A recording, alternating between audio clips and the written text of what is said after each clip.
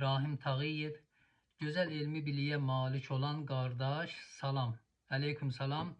Əslən mümin olan kimlərdir?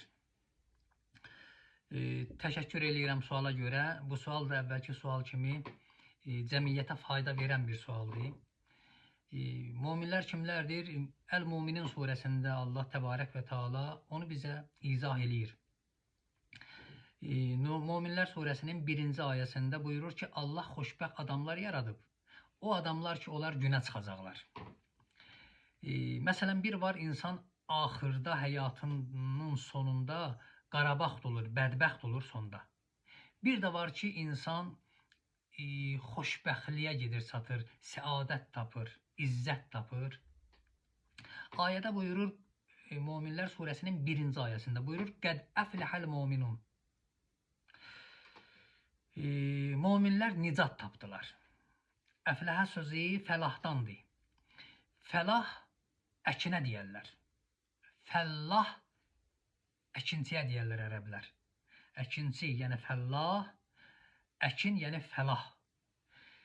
Məsələn, bir toxumu əkərsən yerdə, məsələn, buğdanı, görərsən ki, yavaş-yavaş o göyərər, yavaş-yavaş düzərər və yavaş-yavaş nüma eləyər, böyüyər.